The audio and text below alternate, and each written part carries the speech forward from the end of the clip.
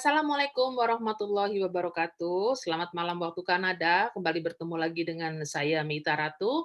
Semoga semuanya dalam keadaan sehat walafiat. Kali ini saya akan berbicara atau memberikan informasi terkini mengenai beasiswa atau scholarship ya. Jadi bagi Anda yang berminat, please pay attention until the end of the video ya. Okay, I'm gonna share the website. Just one second.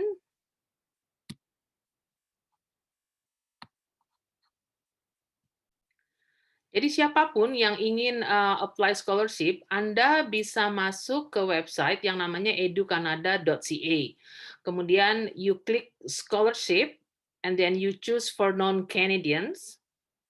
Okay, so you will be uh, in this page, ya. So basically informasi yang akan saya berikan adalah mengenai yang ini, Canada Asian Scholarship and Educational Exchange for Development, SEED, for students from Asian countries, which is including Indonesia. Nah, kita akan klik guidelines-nya. Make sure you always click the guidelines untuk melihat panduannya, gimana cara apply-nya, kemudian apakah Anda eligible atau enggak. So definitely Indonesia is eligible. Tapi saya ingin Anda pay attention, memperhatikan cara apply-nya ya, supaya nggak salah. Nah, please be advised that this scholarship open for 2021 and 2022 academic year. And then the deadline is March 4, 2021. Walaupun deadline-nya masih lama, tapi Anda kalau bisa apply secepatnya lebih baik. Yang Anda melakukan aplikasi atau yang akan mengajukan application-nya itu bukan Anda, tetapi harus melalui Canadian institutions, ya. Artinya institusi pendidikan di Kanada, apakah itu university? Ya, pastinya university. Oke? Okay? Nah, oke, kita udah ada di halamannya guideline, oke? Okay? Anda harus baca semuanya ini tujuan dari scholarship ini untuk apa, terutama untuk Anda yang bergerak di bidang sustainable development goals atau Anda mengerti bahwa ini tujuannya adalah untuk achieve the gender equality and empower all women and girls through misalnya women studies, political science, anthropology, economics. Nah, ini semua Anda baca, jadi Anda mengerti bahwa tujuan pemberian scholarship ini untuk apa, dan Anda kalau memang berminat untuk bidang tersebut, jadi sangat bagus ya. Kemudian yang akan memberikan scholarship-nya adalah Canadian Post-Secondary Institutions yang akan diberikan kepada Southeast Asian candidates. Nah, yang harus diperhatikan, saya melihat tadi ada beberapa, nah ini dia. Anda harus lulus dari sekolah atau yang bisa mengajukan aplikasi ini adalah Anda yang memang sekolahnya itu berkolaborasi dengan university di Kanada. Jadi di sini dilihat bahwa university Anda harus melakukan collaboration and student exchange agreement. Jadi kalau Anda misalnya lulus dari UI, Anda find out dulu apakah memang UI berkolaborasi dengan universitas di Kanada dan mereka aware nggak dengan update ini ya. Jadi Anda find someone di sekolah Anda, biasanya sih sekolah negeri, UI, Gajah Mada, Unpad atau universitas negeri di Indonesia, kemudian cari aja orang yang memang bertanggung jawab. Kalau kita di Kanada itu biasanya ada satu divisi yang memang berurusan dengan scholarship dan dia yang selalu memberikan informasi kepada semua Canadian yang mau apply scholarship. So by the way, ini again ya diberikan artinya kerjasama antara universitas di Indonesia dengan universitas di Kanada. Jadi Anda nggak bisa apply sendiri, ya. Oke, sekarang kita masuk ke informasi berikutnya yang perlu Anda ketahui bahwa berapa banyak yang di-cover dan berapa lama. Nah, ini Anda lihat scholarship value and duration. Ada beberapa value yang diberikan untuk college undergraduate atau graduate students, untuk juga master atau PhD. Nah, Anda di sini dilihat adalah ini duration-nya. For the minimum of 4 months, ya. Kemudian atau one academic term. Jadi setiap itu Anda perhatikan berapa value-nya, kemudian Anda juga perhatikan berapa lama atau duration-nya, ya. Jadi berbeda-beda untuk setiap level of education. Oke. And then eligible expenses-nya apa aja yang di-cover, karena pernah ada pertanyaan, Bu, apa aja yang di-cover kalau saya apply for scholarship. You'll see here, eligible expenses adalah visa or study work permit fees, kemudian round trip fare-nya juga di-cover, kemudian health insurance di-cover, living expenses termasuk accommodation, utilities, and food, ground transportation, karena kita kan pakai U-Pass kemana-mana ya, untuk train or bus or sea bus, books and supplies, oke? Okay? Mengenai payment procedure, you can just read it yourself. Oke, okay, kemudian kita lihat lagi, next-nya adalah eligibility, yang artinya apakah Anda berhak atau bisa apply. Saya sudah cek bahwa candidates eligibility-nya candidates must be citizens of Asian member state. Di sini Indonesia termasuk, ya. Kemudian terms and condition-nya.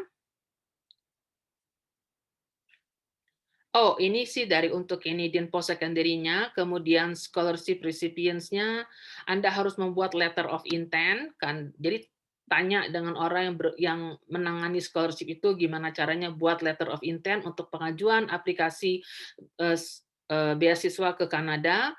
Kemudian remember pay attention to the dates ya, key dates-nya itu penting, jangan sampai terlambat. Oke. Must focus primarily on full-time studies or research during their stay in Canada. Jadi ada pertanyaan waktu itu apakah Anda bisa bekerja atau tidak selama masa beasiswa? I don't think so because I think you need to focus on your full-time studies and then because you need to conduct research. Kemudian ya, kalau Anda ada pertanyaan, jangan email ke saya ya. Either Anda email ke institusi Anda di mana Anda lulus ya terus berkomunikasi dengan mereka. Kemudian kalaupun mereka ada pertanyaan, mereka juga bisa langsung email ke alamat email ini ya. Biasanya sih dijawab, kasih waktu kira-kira mungkin I'm not sure like 2 or 4 business days, even probably 5 business days. But it's a very common culture in Canada bahwa kita communicate through email. Okay?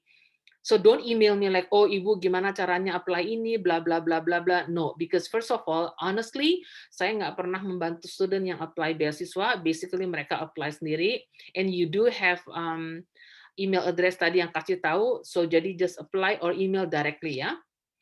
Kemudian kita akan bicara mengenai key dates seperti yang tadi saya bilang, yang harus pay attention to the deadline. Walaupun deadline-nya ini tanggal 4 bulan Maret 2021, tetapi pastinya ada beberapa proses yang harus dijalankan dan setiap institusi itu harus mengerti proses atau mengerti deadline-nya. Kemudian ini, ya, again, buat saya yang penting Anda harus mengerti bahasa Inggris dan membaca ini dengan teliti, ya, jangan ada yang kelewat informasinya. There is no excuse, karena ini semua sudah dituangkan dalam website resmi pemerintah Kanada. Application. Okay, remember candidates Anda yang pertama kali dilakukan adalah harus contact your home institution, artinya di mana Anda lulus ya. Kemudian bicarakan dengan mereka, show their kalau mereka nggak aware ada informasi ini ya kasih tahu aja linknya. Kamu harus submit letter of intent. Kemudian ini tugasnya university Anda, apakah untuk ngecek strong academic status of these candidates. Again, any questions, email to this email address. Okay. Jadi all the guidelines step by step-nya ada semua di sini. Supporting documents, remember kalau memang Anda Indonesian, Anda harus punya proof of citizenship. Full-time enrollment, letter of intent from the candidate, letter of support from the home institutions, invitation from the Canadian supervisor, semuanya dijalanin, dia diisi semuanya dan diikuti semua rule and regulation-nya. Karena Kanada itu very very strict. Kalau satu missing information ya nggak bakal diproses, ya. Oke, jadi jangan berharap oh ini kurang satu kayaknya nggak apa-apa nih, nggak ada yang namanya berharap kalau misalnya application itu nggak komplit bakal diproses, nggak mungkin ya. Jadi harus selalu patuh pada peraturan, patuh pada semua persyaratannya dan penuhi persyaratannya. Oke, and then you click apply now. Um, Only applications submitted by the Canadian institutions. Ya, artinya si university itu yang akan apply directly to the government untuk minta dananya. Jadi Anda step-stepnya adalah pertama, Anda harus tahu dulu apakah sekolah Anda itu bekerja sama dengan program ini. Yang kedua, bicarakan dengan sekolah tersebut bagaimana caranya untuk membantu Anda apply directly for this one, for this application. Oke, okay? Ikutin prosedurnya. Oke, okay? So do not apply yourself. You need to talk to your school first. Oke. Okay? And the last one, I think, let me see here. Basically this is all about the scholarship. Kapan di launch programnya, kemudian menurut saya ini scholarship yang kalau memang tahun ini Anda nggak bisa, mungkin tahun berikutnya itu Anda bisa apply. But basically, you always go to this website and always check whether they have, and always go for non-Canadians, and then again check semua scholarship yang mungkin Anda bisa apply. Ya, jadi hopefully ini berguna. Saya akan upload terus konten-konten lain yang bisa mempermudah Anda semua datang ke Kanada melalui jalur pendidikan. Ya, terima kasih. Thanks for watching. Saya Mita Ratu. Salam hangat dari Kanada. Sehat-sehat semua ya. Assalamualaikum warahmatullahi wabarakatuh.